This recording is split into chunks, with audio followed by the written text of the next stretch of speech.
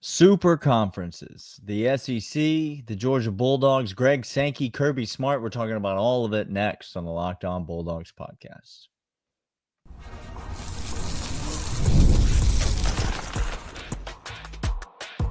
You are Locked On Bulldogs, your daily podcast on the Georgia Bulldogs. Part of the Locked On Podcast Network, your team every day.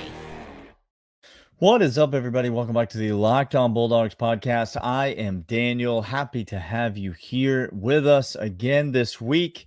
Thanks for being here. Thanks for being a first listener, for making us your very first listen of the day every day.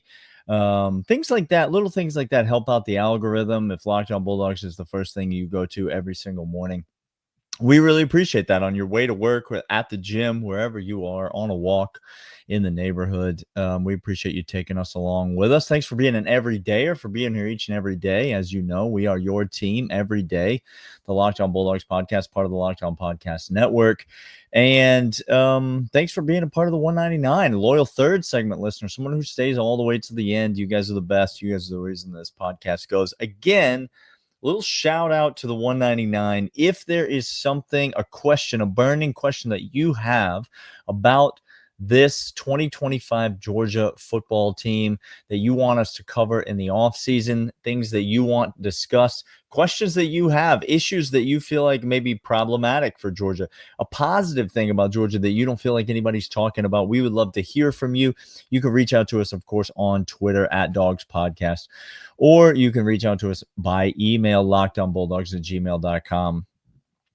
Today we're talking about, man, I don't know. It's either your favorite thing to talk about or it is your least favorite thing to talk about. And so I either say congratulations to you or my apologies to you, my condolences, depending on who you are. But we're talking about super conferences, mega conferences. We're talking about the changing landscape of the NCAA. We're talking about the rumors that are circulating. We're talking about Greg Sankey. We're talking about the NCAA and how much more time they have left steering the ship. And so let's jump into it. And we're going to get to, in segments 2 and 3, how all of this, were it to happen, how it would impact Georgia positively or how it would impact Georgia negatively. But I want to start by kind of covering the general overview, the lay of the land. There's been a lot of rumors, a lot of rumblings over the last couple of days. There's been press releases being put out by commissioners. There's been commissioners addressing the media, the Big 12, the ACC, the Big 10, Greg Sankey, and the SEC, obviously most notably for this conversation.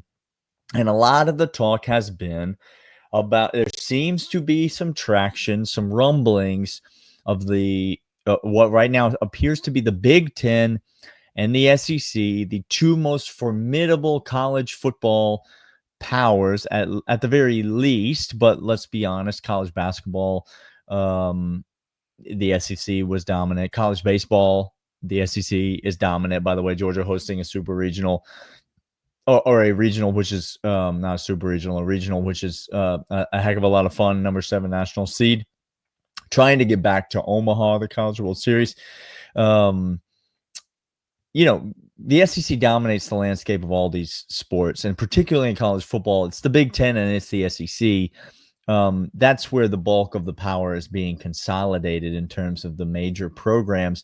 And so the rumblings are that some sort of super conference is going to form, is going to align, and that conference is going to strike a deal with the College Football Playoff Committee and basically create a monopoly, dominate the sport in terms of spots that are set aside or reserved for those teams in order to compete for championships, possibly to the complete exclusion of all other teams. Like, that would be a completely separate entity from the rest of college football, possibly just, kind of creating the overwhelming majority of those spots and reserving that, along with one or two stragglers from some other, lower tiered conferences, which at that point would be like the ACC or the Big 12 or what have you. Just as a reminder, this is not a new conversation.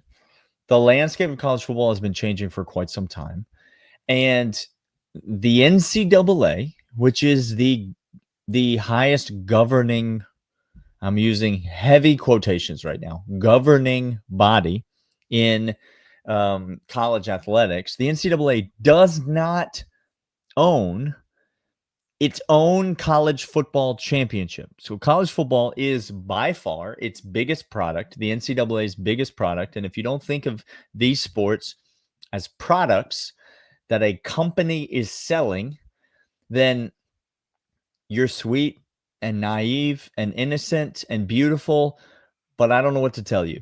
Like these sports, college basketball, college football, even college baseball to an extent, these are products. And you are the consumer. They have been selling you advertising. This is not new. This has been going on since, the 80s, the 90s. Like they are selling you advertising, and they are putting out a product. You're the consumer. Their bills are being paid by your eyeballs watching those ads. And so college football is the NCAA's biggest product. And about 10 years ago, the NCAA lost control of its own college football championship. The college football playoff is in no way associated with the NCAA. It's the college football playoff committee is not an NCAA organization. It is completely separate. It is the college football playoff has reached an agreement with specific individual conferences within the NCAA and completely bypass the NCAA in itself. And so that was really the beginning of all of this in terms of the NCAA losing what very little flimsy credibility and power it ever attempted to wield, and that they don't even own control of their own championship. Obviously, the goal of each program and the goal of each fan base is to have your team advance and win a championship. And you're going to do that's all that the fans care about. That's all that the players care about. That's all that the athletic departments and administrators care about. And so they're going to do anything that they can to be put in the best position that they can in order to compete for and win those championships. And when the NCAA doesn't have control over those championships, they don't really have any leverage with which to get those programs to do the things that they want. So we've seen this coming for quite some time. This is not a new thing, but the more the college landscape changes, the more you've had players or programs, conference realignment, shifting conferences, the geographical landscape has been broken up significantly. You're starting to see this more and more. And so now the recent talk is that the SEC and the Big Ten, again, combine efforts and break away and sort of form their own thing, striking a deal with the College Football Playoff Committee, playing for potentially even their own championship. That's the basics of the lay of the land. We're going to go over some pros and some cons, and we're going to talk about whether or not I actually think this is going to happen. All of that coming up in the next couple segments. But first, I want to let you know about these. And these are, in fact, FanDuel. FanDuel, longtime partner with us here at the Locked On Bulldogs podcast. And the NBA playoffs are in full swing right now, and every night delivers highlight-worthy performances. Anthony Edwards and the Timberwolves still in it, fighting, scratching, clawing, trying to get to that NBA Finals. FanDuel makes it easy to stay in on the game before tip-off and live. With player props, performance trends, and same-game parlays, fans have more ways than ever to play smart and win big. FanDuel has obviously been the longtime favorite sportsbook app of Clint and myself.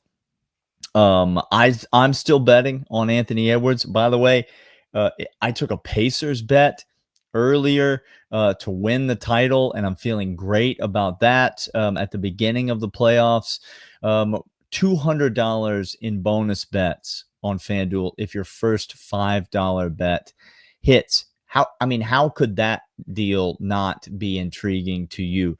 You simply sign up for FanDuel, log on, create an account, make your first $5 bet. If it hits, you get paid on that bet, and then you get an extra $200 in bonus bets. If you're new to FanDuel, it's the perfect time to sign up. Head to FanDuel.com and place your first $5 bet, and if it wins, you'll get $200 in bonus bets. FanDuel.com. Make every moment more. The official sportsbook partner of the Locked On Bulldogs podcast. All right. Let's talk about this and whether or not I actually think it's going to happen. But first, let's talk about some pros and cons if it does happen. Now, it's tricky when we talk about pros and cons because for some people, and I want to clarify and make sure, because this is kind of like politics. We definitely don't talk about politics on this podcast, and you shouldn't talk about politics in general in your life. That's just a tip from me to you. But we don't talk about that sort of stuff on this podcast. But this conversation is a lot like politics in that it can be very difficult to imagine that anyone could have a different opinion than you, but there are people on both sides of this conversation. And so for some people, what would be a con would actually be a pro for others, and vice versa. And so it becomes difficult to talk about, but I'm going to try to generalize some what I think are objective pros and cons. But first, let me touch on what I think could swing either way. And that is the college football game. And I'm not breaking any news here. The college football game is becoming a pro sport. And there are going to be people that say, well, of course it is. You're paying players and all of that. But I mean more than that. It is that we are paying players. Players are being compensated, again, for the product that they are selling. The money that is changing hands already. This is not new. College football has been a product. You have been the target and the consumer, and we've been eating it up. I'm not saying that's a bad thing. We love college football more than anything on this podcast. But college football has long since been a product. We're now paying our players. That's not what I mean when I say that college football is becoming a pro game. What I mean is that the more and more you're seeing college football evolve, the expanded playoff, if you see some of these like mega conferences and breaking away, you're eventually what it looks to be happening is that you're going to be reducing the number of overall teams in the pool, expanding the number of those teams which make the playoff. And so whereas previously, as recently as like 10 years ago, you had 130 teams kick off the season at 0-0 on Labor Day. And 2 of them got to compete for the national championship. 2 of them. As recently as 10 years before that, you had 120 teams kick off the season at 0-0 on Labor Day, and none of them got to compete for the national championship. There was no such thing as the national championship game. You just played your bowl game, and then a bunch of like overweight beat writers just voted on who they thought should be the national champion of college football. And there are people who will sit down and look you in the face and tell you that was better than what we have now. I don't know. You can make your own decisions. For some people, the proization of the game is a big con. They hate it. For some people, it is a major pro, pun intended, I guess. But the game is becoming a more professional game. I think eventually you are going to see the pool of potential teams in the field limited at the beginning of the season. So you might only have 60 teams that are really in the league, so to speak. And then 12, 16 of those 60 teams make it into a playoff event which happens at the end of the season, which crowns the national champion. That sounds a lot like a professional football organization that I have heard of quite a bit. So the game is becoming more pro. Again, for some people, that's a positive thing. For some people, that is a negative thing. Let's talk about, for the Georgia Bulldogs specifically, what would be a positive thing if this were to happen? If Greg Sankey were to strike some deal and this were to happen and it were to pull Georgia out of the NCAA and into this mega conference and strike a deal with the College Football Playoff Committee and kind of section off, why would it be good for Georgia fans? Well, I think what you're going to have in that scenario is a brighter spotlight on your program. Your program is going to immediately become not only one of the best programs in the NCAA, but it's going to become one of the best programs in this sort of marquee league. It's going to be good for recruiting. And Clint and I talked about this on this podcast. And again, some people are going to argue this fact. We talked about this a few weeks ago. Clint asked me this question directly. We think on this podcast that although we love traditional rivalries, and I said before, I've been a Georgia fan since the 80s. Like I've been there. I have seen it. I am an old man. Nobody likes college football and Georgia's rivals and beating Georgia's rivals more than I do. But I prefer today watching marquee games against highly ranked teams over watching Georgia play a 6-4 Florida team or a 3-9 Auburn team. Like I just do. I just would prefer to play a top 10 Oregon than I would to play a 3-9 Auburn. And there are going to be Georgia fans, I understand, that will tell me that I'm not a real Georgia fan because of that. Again, remember when I told you this was like politics? There are going to be Georgia fans that are going to tell me I'm not a real Georgia fan because I think that. But that's my opinion. That's what I actually think. And that is a thing that I think is an actual positive for Georgia fans in this. I don't want to lose traditional rivalries. Fortunately for Georgia, I don't think we would lose but only one traditional rivalry is on the potential chopping block. Like maybe not every year. Maybe we wouldn't play these teams every year. We're already starting to see that happen. And we haven't had the mega, the breakaway and the super conferences or whatever. But it's really just Georgia Tech that you would worry that Georgia would lose in terms of traditional rivalries, because again, not Florida and Auburn and Tennessee and Alabama and, all these teams are going to be wherever Georgia is when all is said and done. And so, but I think you're going to get more marquee games. You're just going to eliminate a lot of the non-marquee games. And Georgia's got an electric home schedule this year. They do. They have an electric home schedule. I just talked about it with John on Monday's show. But those first two games on the schedule are pretty good if you want a cheap ticket. But, there's one of those games a year. Sure. Okay, fine.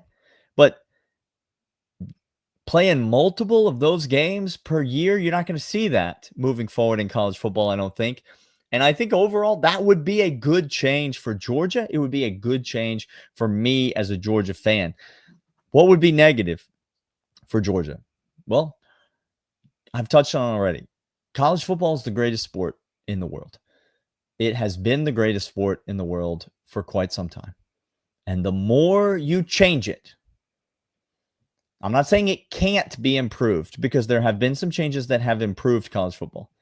But I'm just telling you, as a rule, the more you change it, the less it becomes the greatest sport in the world, because you're just making it look like everything else. Do you know why college basketball is better than the NBA?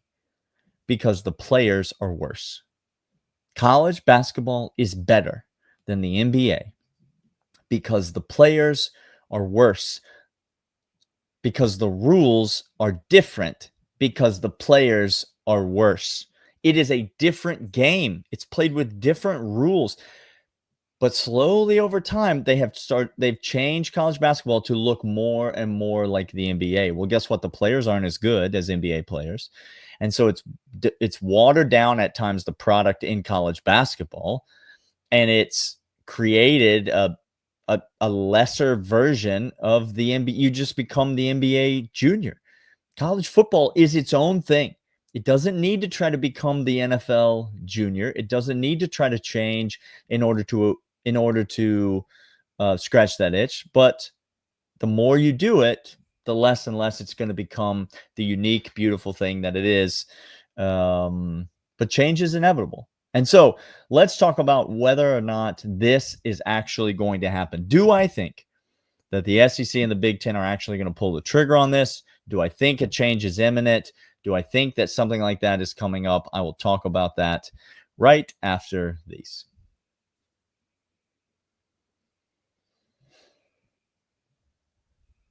Do I think this is actually going to happen? Welcome to the third segment, the 199. Happy to have you. Again, send us an email, lockedonbulldogs@gmail.com. Reach out to us on X @Dawgs Podcast. If there's any questions, anything that you want us to cover, any subjects, issues, concerns, points of optimism that you want us to discuss during this offseason, we would love to cover that. We are for fans, by fans. This is your show, and we are excited to bring you content all offseason long. We ain't taking no breaks. Do I think this is actually going to happen? And I kind of buried this until the third segment, because if I had led with this, it wouldn't really be a show. But here we are now in the third segment, and this is the point where I tell you, no, I don't think this is happening. And here's why. It's not that I don't think that change is coming for college football, because what we've seen over the last 20 years in college football, if you've been paying attention, like I have, what we've seen over the last 20 years is that change in college football is inevitable. They're going to keep changing the rules and the formats and the systems and the conferences and the game. They're going to keep changing it. Do you know why? For the same reason that Apple releases a new one of these every year, so that they can make more money off of you. They want money. I don't know how many times I need to say it. This is a business. The game is the product, and you are the guy standing in line outside of the Apple store every Labor Day. Like, that's it. If you don't like college football, you are free to not watch college football.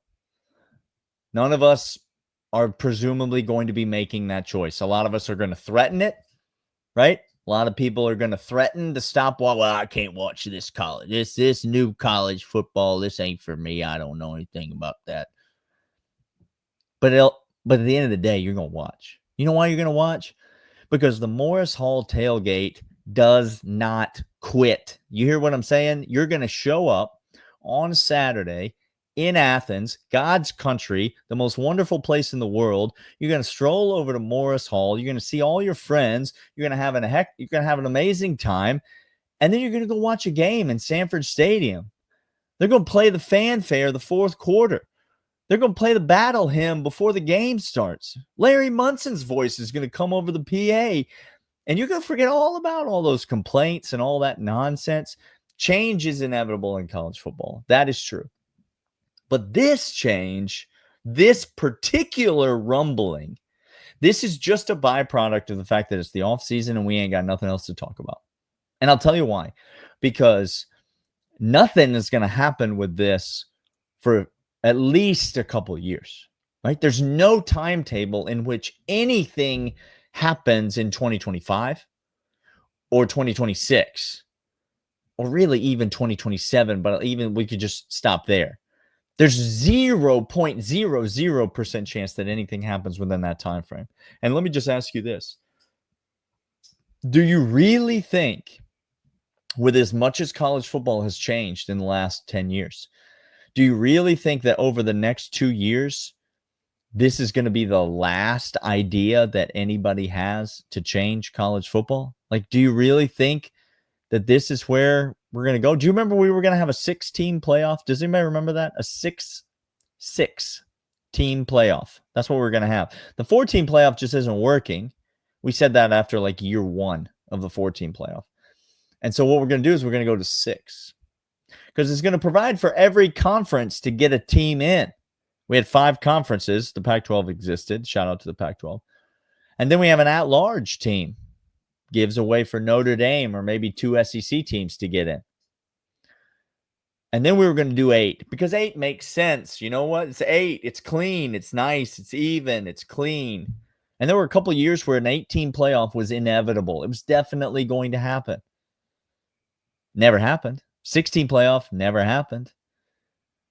There was another idea. And then by the time it came time to actually change something, we were on the 3rd version of that idea. And so whatever this idea is, I'm here to tell you it ain't going to happen. This idea is not going to happen. Whatever you're hearing about, whatever you're clicking on a paywall site to read rumors about, I can guarantee you that thing is not going to happen. Something is going to happen in 5 years, 4 years, 3 years, 6 years. Something is going to happen to college football. Change is inevitable because people wanting money is inevitable. So something is going to happen, but it won't be this. And so I don't know if that should make you feel better or make you feel worse. I guess if you think about the positives for Georgia and Georgia fans, that should make you feel better. Something is inevitably going to happen. And if you think about the negatives for Georgia and Georgia fans, that make you feel worse because I don't think there's any avoiding it. Something's going to happen. You can't go home again, right? That's the saying. Like when you leave it and you grow and you change and then you try to come back, you find that it's changed, right? They closed the taco stand on Broad Street in Athens. They just closed it. They didn't ask me if I wanted them to close it. They just up and closed the taco stand. I know there's still that one that's like outside of downtown. It's not the same. You can't go home again. College football is going to change. It's inevitable. But if you're Georgia, you're just trying to stay on top, right? That's who we are. We're trying to stay on top. We're trying to win championships. And that is what I expect that we are going to do. So we'll be back more this week. I'm trying to get John to come back. Harass him on social media, on Twitter, if you would. Harass John for me and tell him he's got to come back on and give you the 3 things that he's worried about for Georgia this upcoming season. Go tell him if he doesn't do that, you're going to unfollow him. He's so insecure that he'll cave and he'll come back on the show. And I'll see you guys next time.